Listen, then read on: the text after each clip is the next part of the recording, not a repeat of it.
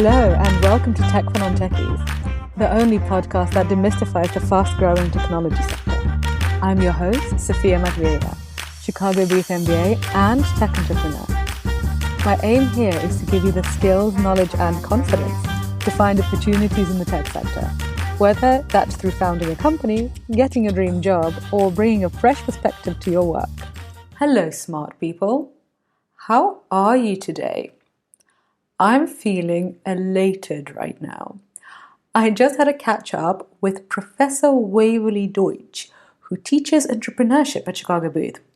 She's absolutely iconic at the University of Chicago, and since I know that many of you are UChicago grads, you will probably have heard of her or taken her classes. If you had, you will definitely remember her. She is unforgettable.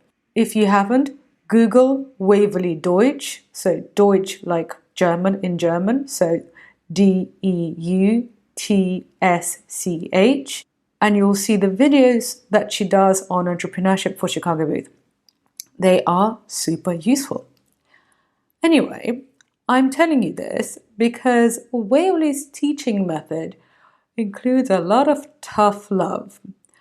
When I first turned up to her class in Chicago with my first startup idea, and I tried pitching it to her in front of my entire business school class, she thought my idea was so rubbish that she told me to sit down when I was literally mid-sentence, in front of everyone, so slightly embarrassing. Since then, I've tried lots of different things, and I've built various tech products, I've grown revenues, I've raised money from investors, and now I'm teaching you here, my dear smarties.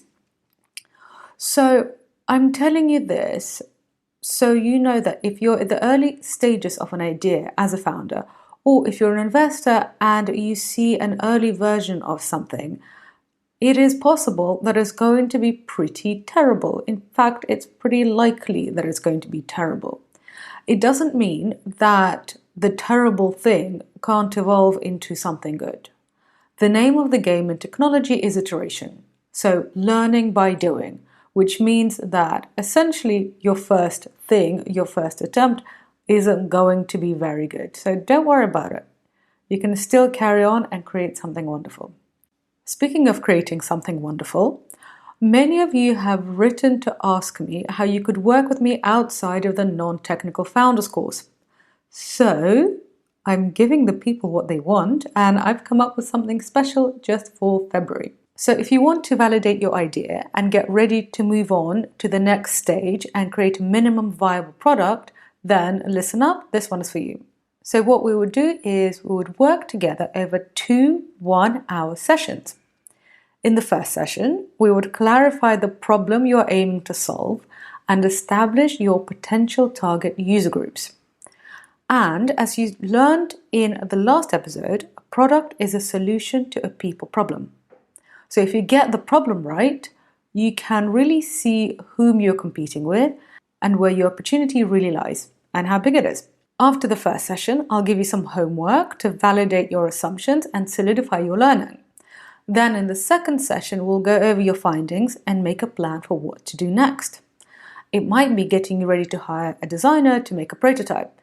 You might want to pitch an idea to a potential CTO, or you might want to begin speaking to investors. Obviously, session 2 depends on where you currently are in your product journey and what you want to get out of it.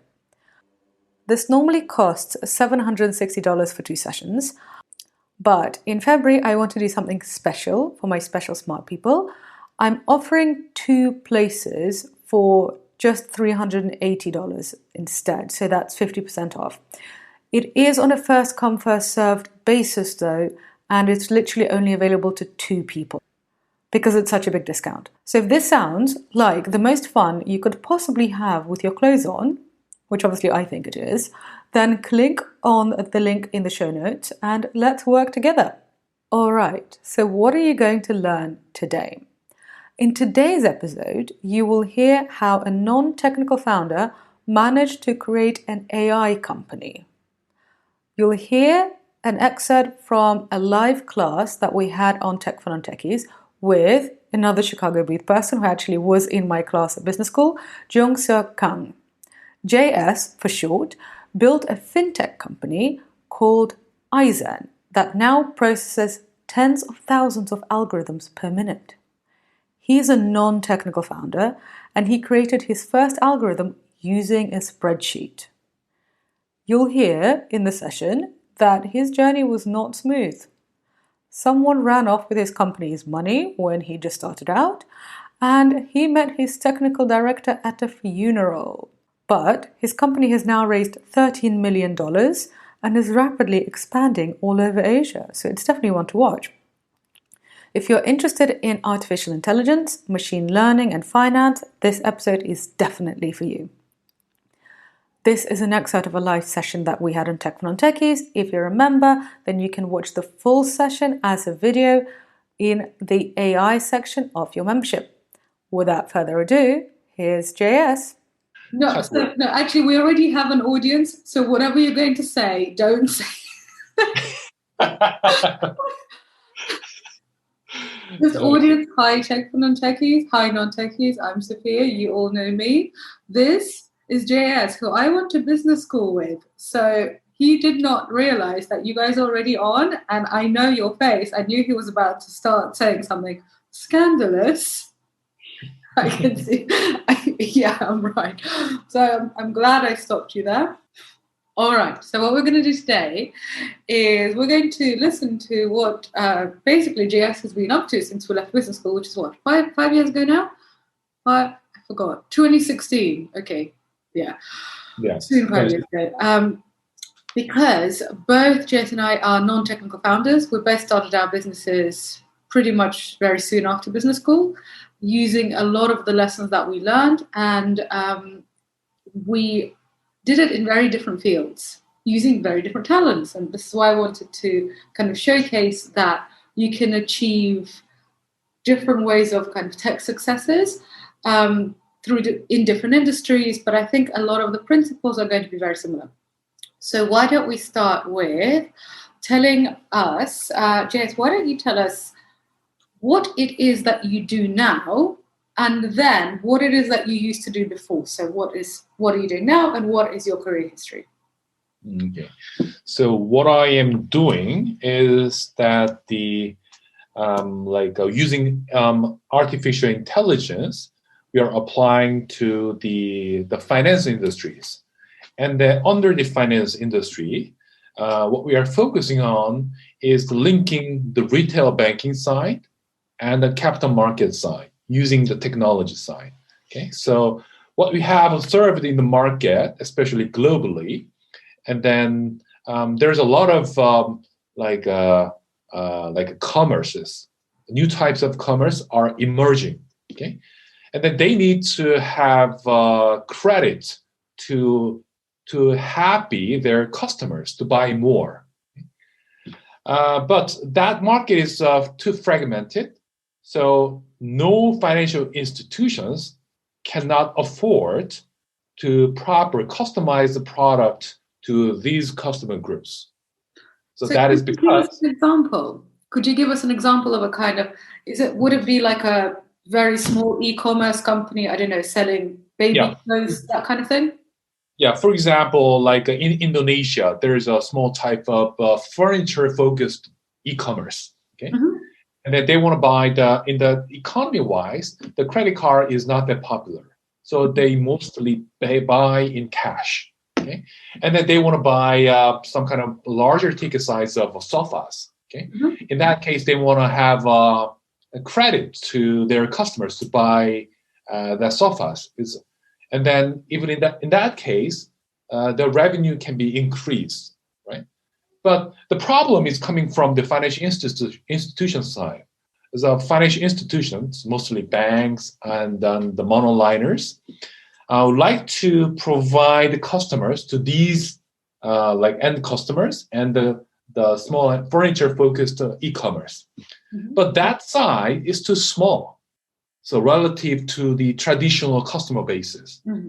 For example, their revenue is size like a $10 million or a $5 million. That is too small for the financial institutions to provide adequate the financial product to this customer groups. So and financial products would be like lending, so lend to this furniture shop so they could start a new factory and make more sofas, essentially. right, exactly. Okay, so that's interesting because you mentioned the consumer problem, that the consumers just want to buy with cash, so they're not interested in credit cards. So the customers then that are interested in the credit are the, let's call them small to medium retailers. Right. Is that right? Am I getting? Right. Yeah, right. Yeah, starting from that side. Cool. And then Interesting. So what do you do there? yeah, and then to do that, there's a lot of data is creating in this side, but the data and the credit is at the same word, but they don't know how to interpret that because the data is changing rapidly. So they need to have some kind of like a processing, some kind of a credit translators. So in that space, AI is a must to have. So otherwise, like a credit decision cannot be like a proper. So because the customer profile is changing rapidly, so accordingly, we need to translate that information in the real time using AI. So that's what we are doing. That's interesting because actually one of our other speakers on Tech from Techies, and everybody, you guys can go to the Fintech section of your membership and watch an introduction to Fintech. And yes, that was given by Alexandra Sirocco, who you may remember. She is the head of merchant services at Visa, and she also went to school with us. So, I think we've done pretty well our year. She always told me that financial services have a lot of data. So having data is not the problem. It's either knowing what to do with it or doing the right thing with it. So not misinterpreting it. So you created a system which basically takes existing data from the banks. Is that right? Right, exactly. We started from that side. Okay, so tell me. So where does the data come from and what do you do with it? And I'm just making myself more coffee. Yeah, so in the original stage, so data comes from the first tier bank, which is now our shareholder. Okay, so they provide all the data to us. Is a size-wise is more than $10 billion. It's quite a large size of portfolios they gave us, and then we are managing it. And then we are authorized underwriters to that portfolio. For example, like if we say yes, and then banks just lend the money. In the previously, by law, it is not allowed. So government level, they issue some kind of certificates to who can underwrite the loans, like authorized by the financial authorities. So that's we are granted, and based on that side, that certificate, we can underwrite the loans on behalf of bank. Okay? So you support their decision-making ability. Correct. That's interesting because, again, there's another session which is really relevant to this, which, Jess, I sent you. It's with the Harvard Business School professor, Marco Iansiti, who talks about, well, he wrote a book called Competing in the Age of AI, which I highly recommend. And non-technical people like me, I got it and I enjoyed it. So, it's it's certainly not technical. Anyway, he talked about how AI is basically supporting decision-making. So it's not about necessarily replacing humans in everything, but when you have a lot of data, you could hire a lot of people, and people are expensive, and people can make mistakes, and people, it's going to be a slower process. Whereas in some cases, and he gave the example of financial services, that supporting decision making essentially allows a much better and quicker loan generation. Yeah, so that is very good point. So we are actually building autonomous driving bank. Okay, for example, when you build an autonomous driving car, the key technology stack is advanced driver's assistance system (ADAS).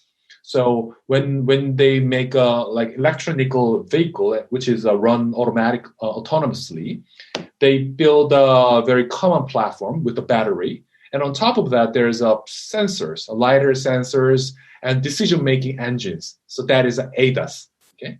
So when you build a ADAS on top of that common platform, that autonomous driving car is come up. Okay. Actually, it's not that simple, but it's a basic logic is like that. So we are building the same stack in the banking sector. So we are providing automated the banking operating system, which decide not just a single point of decision making, but the entire the credit cycle.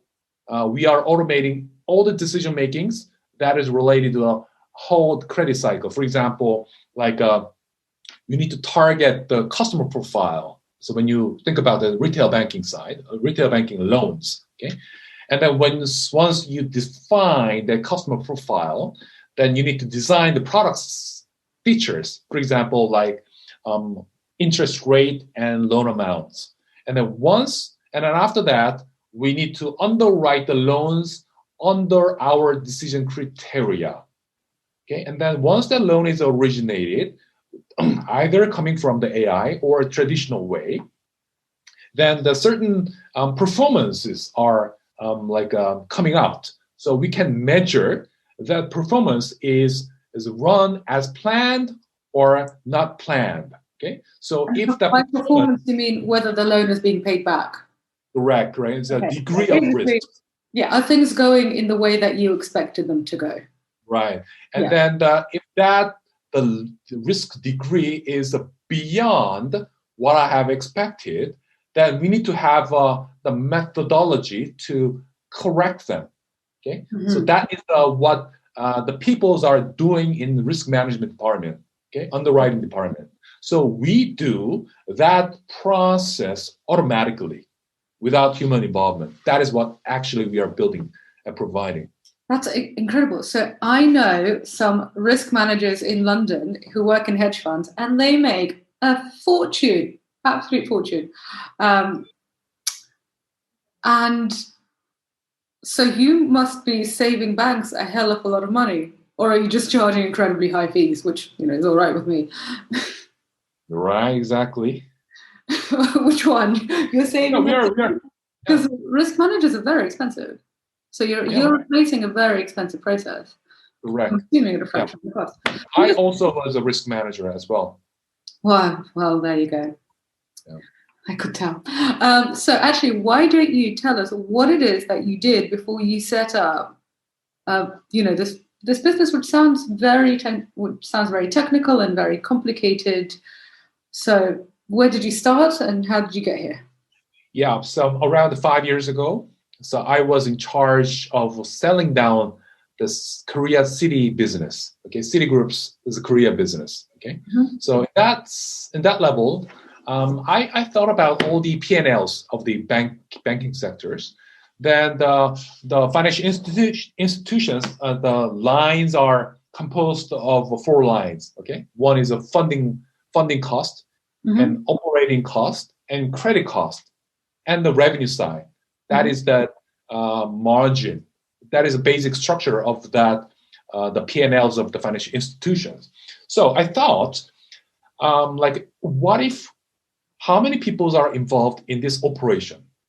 Okay, how many people are involved in credit line management? Okay, credit loss management is risk management. So I realized that there's a lot of process can be automated if we applied artificial intelligence.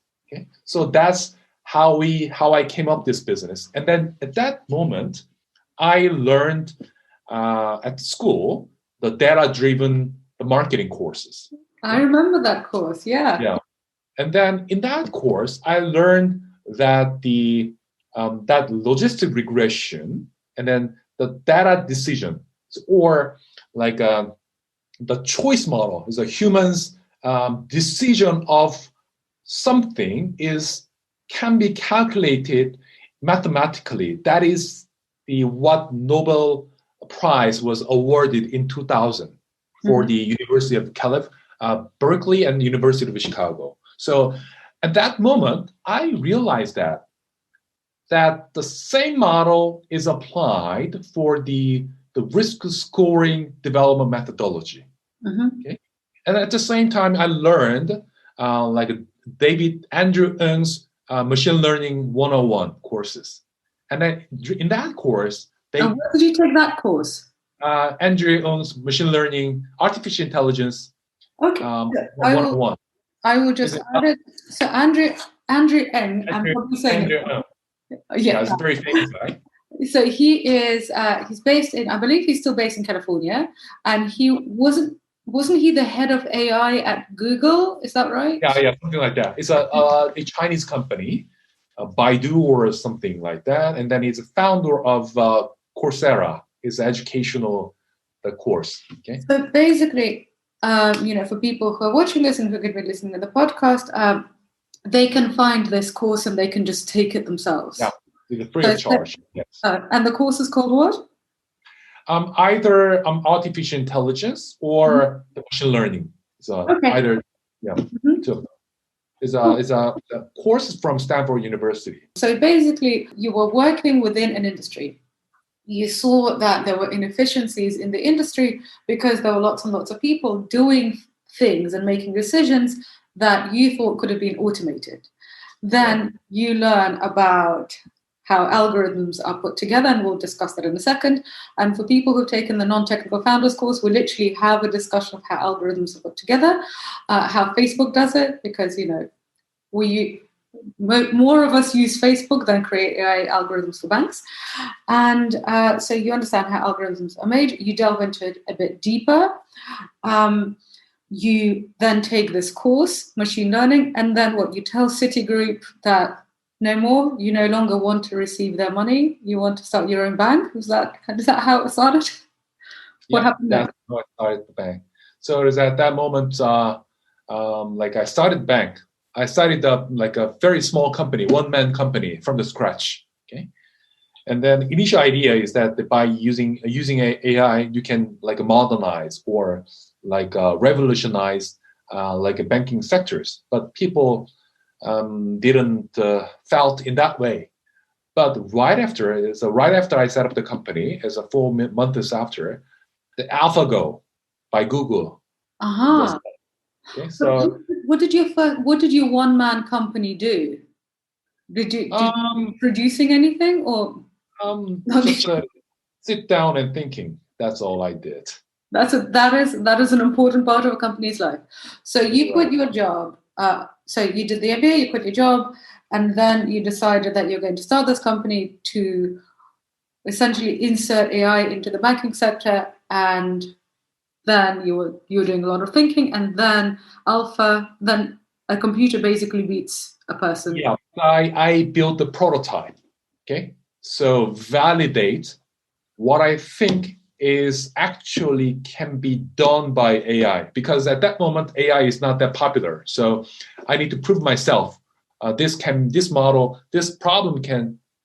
that can be solved using AI. That is my mission. So at this moment today, so people can understand what is AI, and then they can realize that every problem can be solved by AI.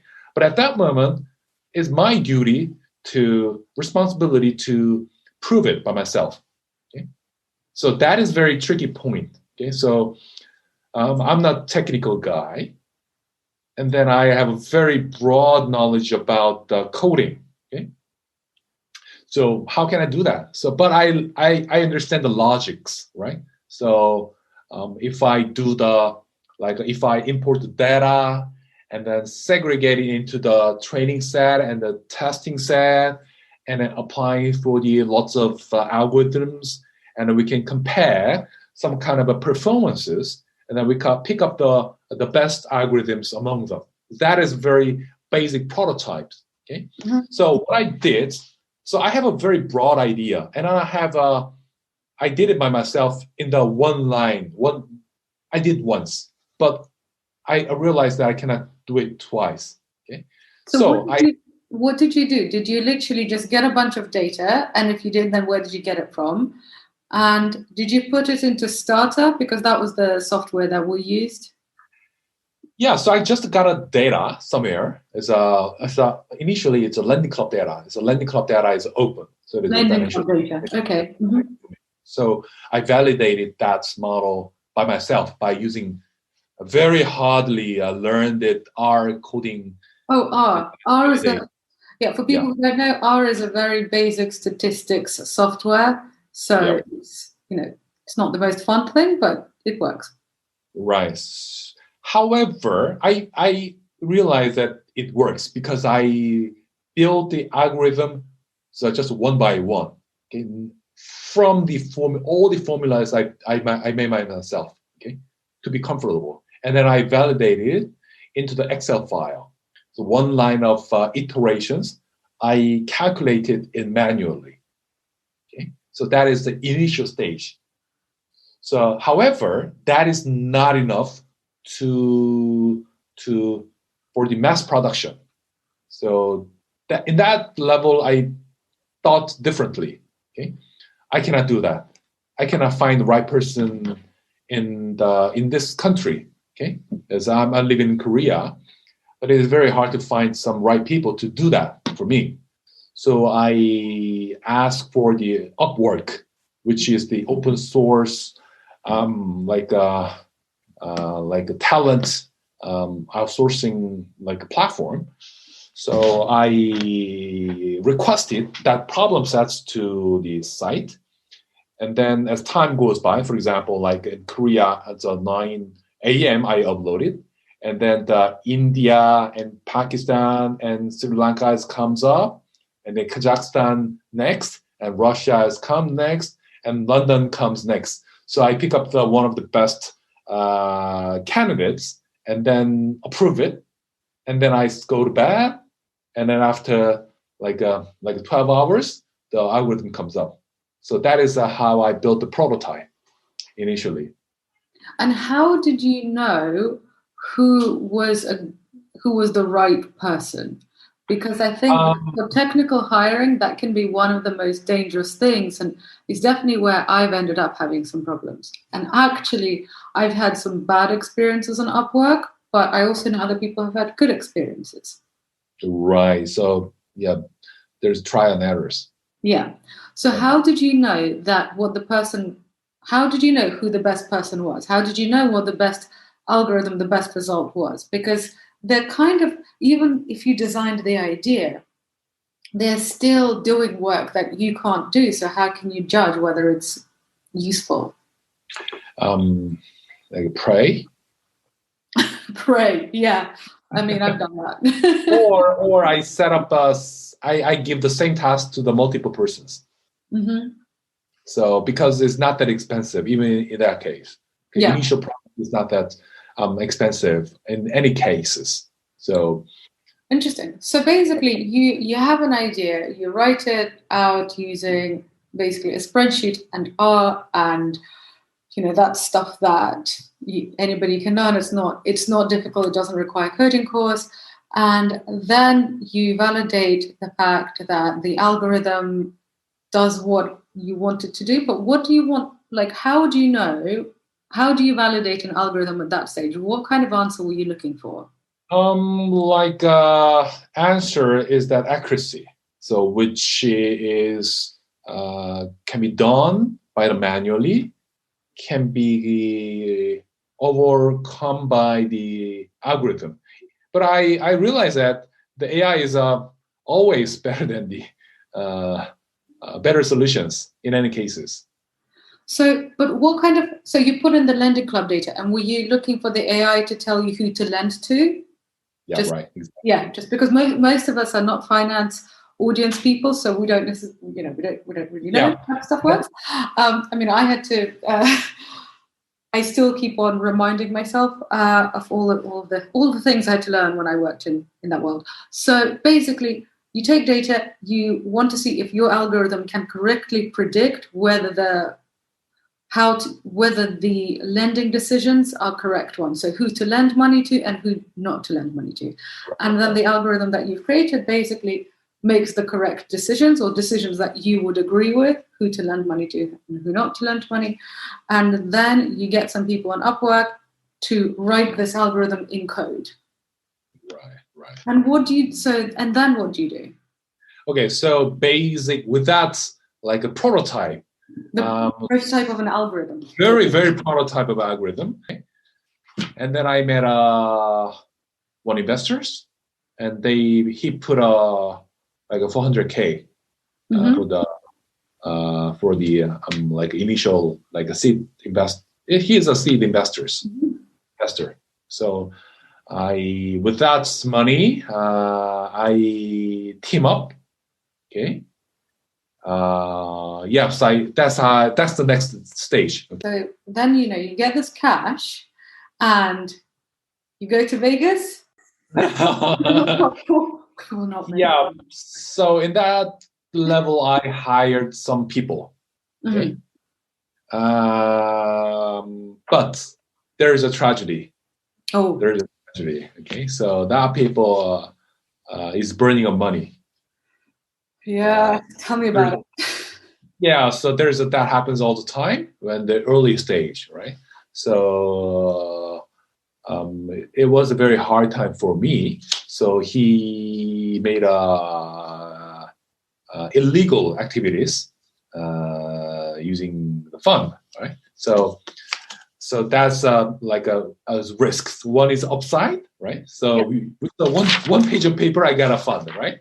That is happy story. But the sad story is that 400K is just gone in like 4 months. Wow. I think this is good. First of all, it makes me feel better. So thank you. Because, I haven't had that story, but I've had my own versions of just various disasters. And I also am aware that I think when you're creating something, you are going to have disasters. So it's really good to see in the same breath you talk about this thing happened, it came in and then it just went out because, for example, in our product, the first code that we used to build the first version of the NT app, which was my first ever tech product, we basically used a code that wasn't yet ready to use, and we only worked out that months of work was not going to go anywhere after we spent thousands of pounds. And again, especially at the beginning, fundraising is very scary because you don't even know if it's going to work, and you're getting other people to give you money for something that you don't even know if it's going to work. And then when it ends up just kind of going, it does not feel good. But clearly you survived. Yeah, so I put my own money to survive. Okay. And then luckily, at that point, one like a large bank, having more than $400 billion, is a top tier bank in Korea, has picked us up to the fintech community. Okay, so we are the first batch of that bank of the fintech partner. Okay, so they give us like a free spaces, marketing, and then like POC opportunities, like something. So in that level, I don't need to have much money because the Korean government is giving us like a quite like a fat like a subsidies because we are categorized in the AI field. So our like operating costs can be covered by partially covered by the like a subsidy, so it can be survived in that during that period. And then the one banks requesting us to launch the product using our technologies. Okay? So at that moment, revenue generated. So not that big, just 120K, but zero and yes or no is a very big difference, right? It's yes. internal process. And that in that level, with that track record, we are entering into a lot of markets like Hong Kong and Singapore and like Asia market, in Japan as well. So in that level, like there's a lot of buzzword, AI and finance, and then when you think about AI and finance, most of people think about like a robo advisor or chatbot. But if you focus on the very narrow niche market, which is a very big retail banking market, there are very few people because people need to have a very specific domain knowledges to enable the businesses using AI. So in that sense, we have a very a good positioning, who knows both AI and very specific retail banking operations, including risk management side. So that position help us up to be survived. When you get your first paying customer, then getting the rest is much easier.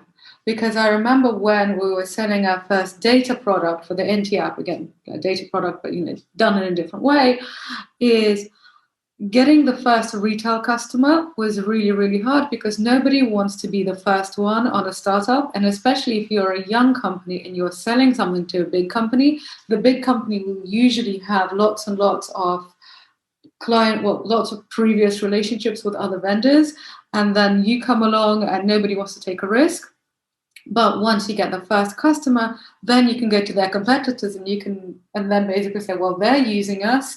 They know something you don't. And then I wouldn't say life gets easy. It never gets easy, but it gets easier. You're right. Exactly. Okay. So in terms of kind of what do you actually do now, when you turn up to work? What are you doing? Right after that, that was 2017. Our first paying customer comes.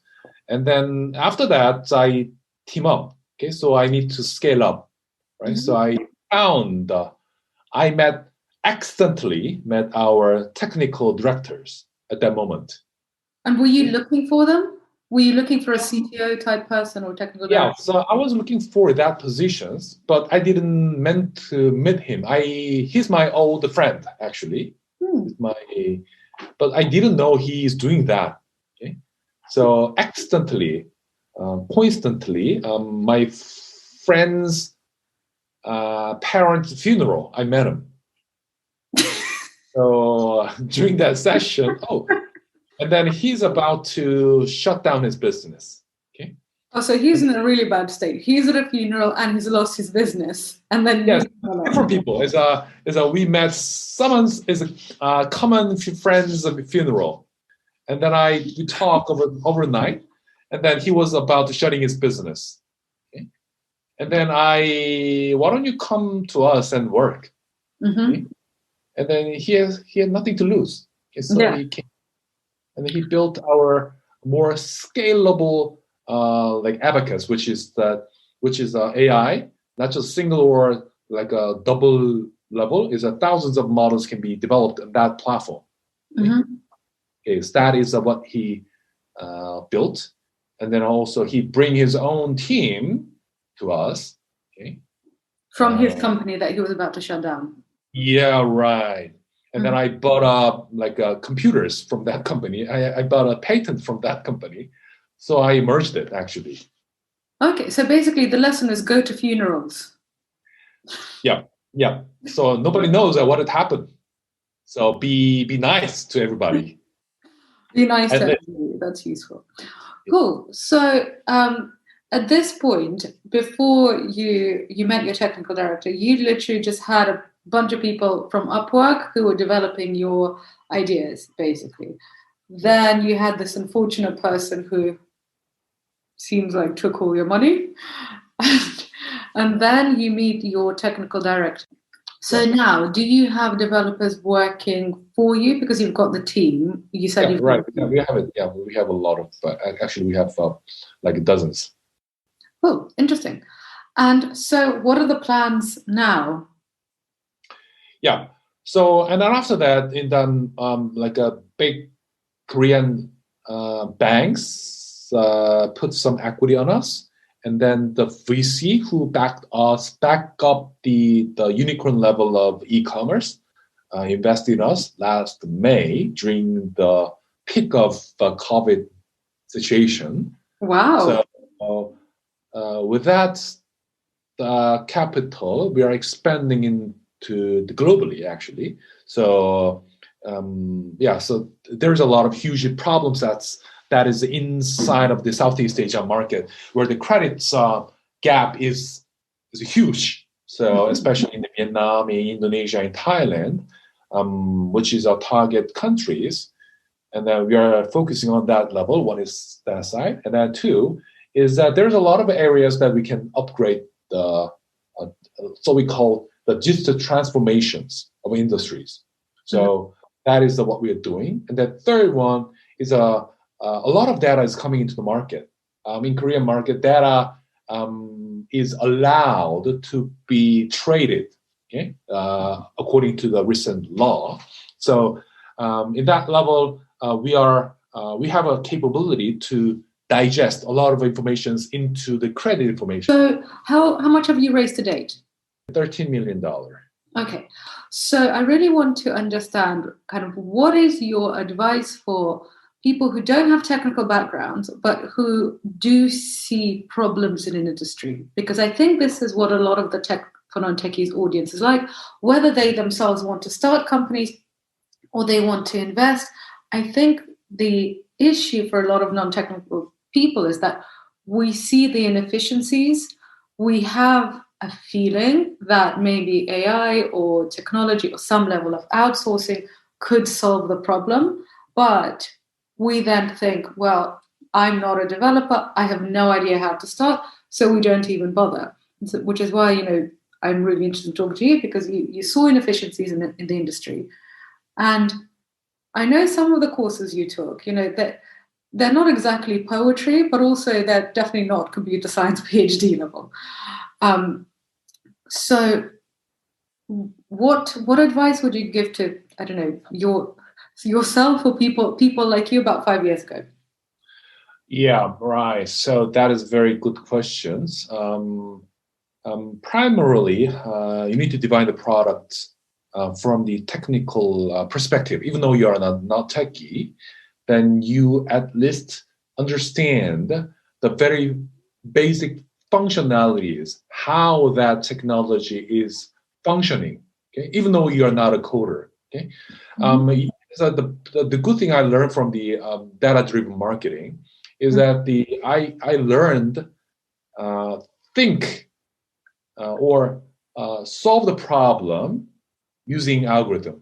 That is a very aha moment for me, actually. So, for example, like aha moment that I have is that every decisions we make in under any circumstances can be calculated mathematically. That is what Nobel Prize was awarded, which is choice model. So if you Google it in choice model in 2000, then you can see a lot of cases. For example, if you have a go to tonight for the bar, and then there's a probability of picking up the wine, or we can calculate the probability of picking up the whiskey, okay, based on the conditions, informations that you have.